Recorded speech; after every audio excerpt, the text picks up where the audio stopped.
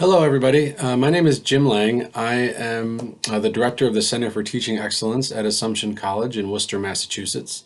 And I was one of the editors of the E4J modules on ethics, as well as the author of a teaching guide that accompanies the modules. So I'm sorry I can't be with you right now, but I wanted to take the opportunity to tell you a little bit about the teaching guide, about what you'll find there, and overview some of the core principles that I describe in that teaching guide. If you're like me, you came to university lecturing or teaching without having had any formal training in education, and instead sort of learned to teach by thinking about your own experience as a learner, as well as perhaps watching other teachers in action, and maybe talking to other faculty about how teaching works and what works for our students. That was my experience, and I sort of, learned to teach by doing, as many of us do in higher education. But over the course of the past decade or two, I've become very interested in the literature on how people learn. And I've increasingly realized that that literature can help us design the most effective possible learning experiences for our students.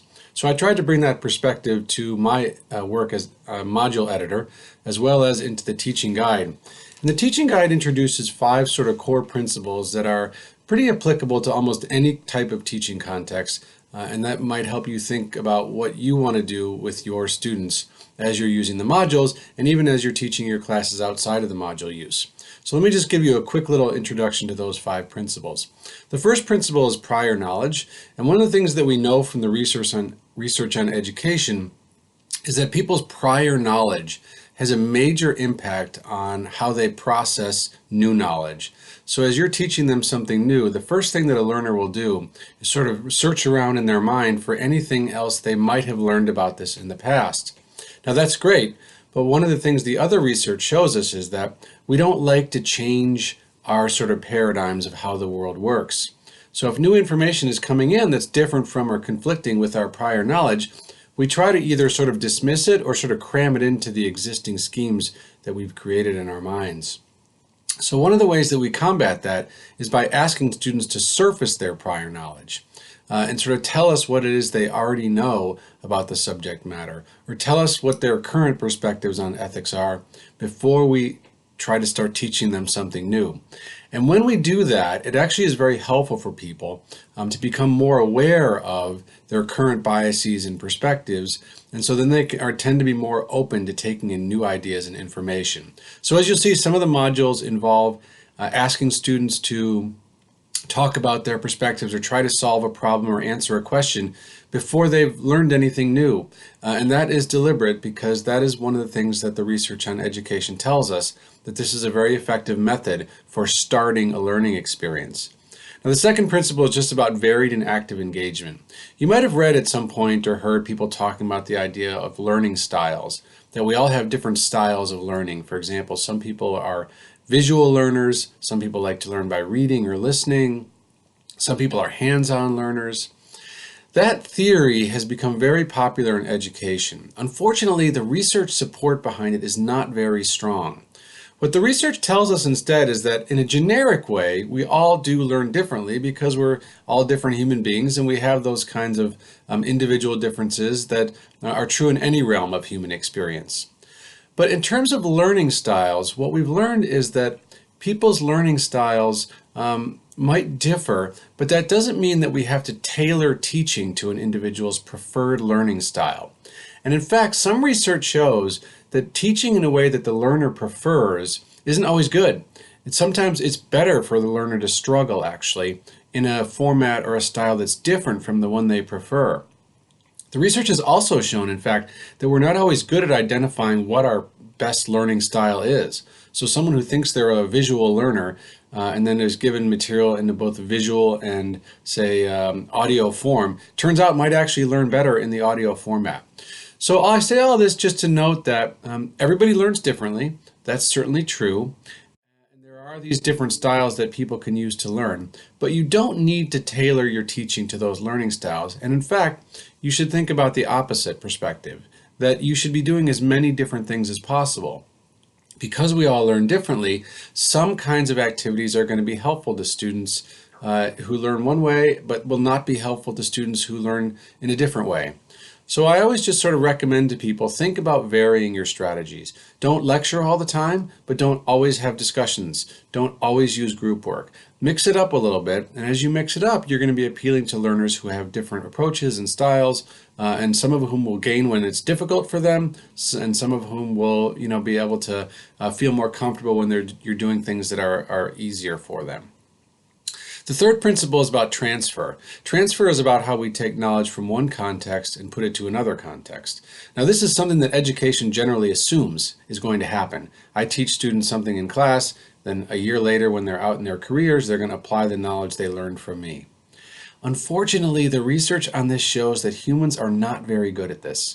We actually tend to learn things in context, and we tend to keep that knowledge within the context unless we are given deliberate help in pushing it out of that context into other realms. So for example, you may have had the experience of learning something or having an experience in a particular room or place, and then you leave and you don't think about it until you get back into that room or place, and then you think, oh yeah, I remember this happened last time I was here. That's a symptom of this problem. I mean, in some ways it's if we're not learning anything that needs to be transferred, there's nothing wrong with that. But if we're trying to help people learn things that are going to transfer to new contexts, this is a challenge. So what it means for us is that we shouldn't just assume that when we teach students something, they're going to retain it and be able to use it years later in their career.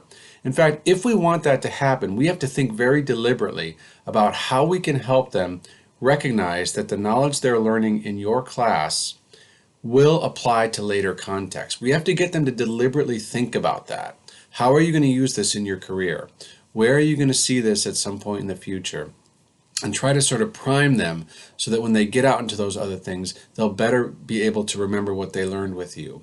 So since we can't really follow our students out into their careers and be reminding them about what we learned, what we have to do instead is sort of try to bring the future into the class and bring these other contexts into the class so that they'll have a better chance of applying that knowledge when they get out into these other contexts.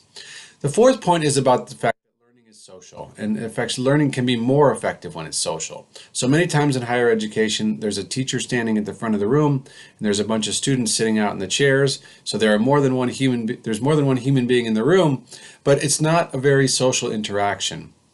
And what we've learned from the research here as well is that learners can help each other sometimes in ways that are more effective than you can help them. And that's because as experts in our field, we develop what's called expert blind spot. So if I'm learning to, when I learn to ride a bike, I have to go through a bicycle, I have to go through a lot of, trial and error before it then becomes automatic to me. I can just hop on my bike and go.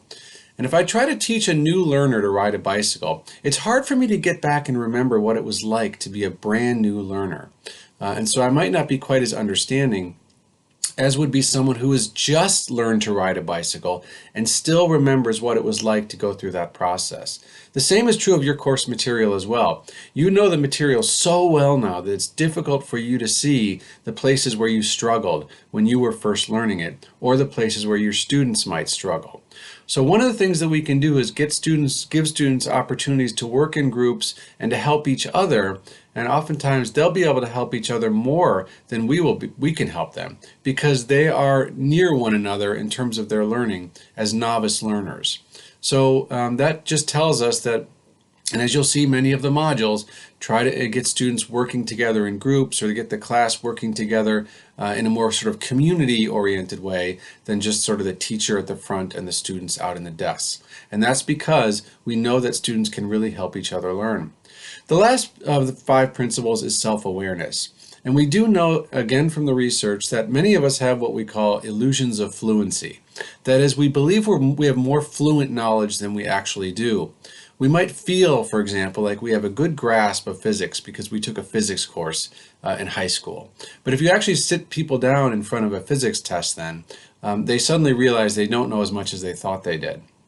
So one of the things that we want to do is give learners an opportunity to reflect upon, okay, what do I know? Where is my knowledge right now? What are the gaps in my knowledge? What do I still need to know? What are my weaknesses and strengths as a learner? So you'll see there are occasional prompts or teaching activities within the modules that are trying to get learners to reflect. upon, okay, where am I right now? What do I know? What don't I know? What have I learned? What do I still need to learn? And that's a good practice for any learner. And it's an easy thing to do in small little bits throughout a teaching experience or a learning experience, where you can just invite people to do written reflections or even oral reflections on the state of their knowledge, on gaps in their knowledge and strengths. And that is, as people do that, they recognize what they still need to do, and it often helps orient them toward new knowledge as they realize, okay, I've got to study more here, or here I'm good, and I can go on to this other material. So those are the 5 core principles. Like I said, they're pretty fundamental, and so they apply to the teaching modules, but could certainly apply to any context in which you might be teaching. If you read the teaching guide, which I hope you will see in there references to a lot of literature that where you can learn more about these kinds of principles and about teaching and learning and higher education in general. And I would encourage you to track some of that down. I've found it really fascinating to first be a teacher and just kind of learn my way to it by doing, and then go back and look at a lot of this research and see kind of how well my own practices matched up with what I had been doing all those years. And then to be able to kind of use that research to guide new ideas, new teaching strategies, new techniques and approaches for me. So best of luck with the conference and with your teaching.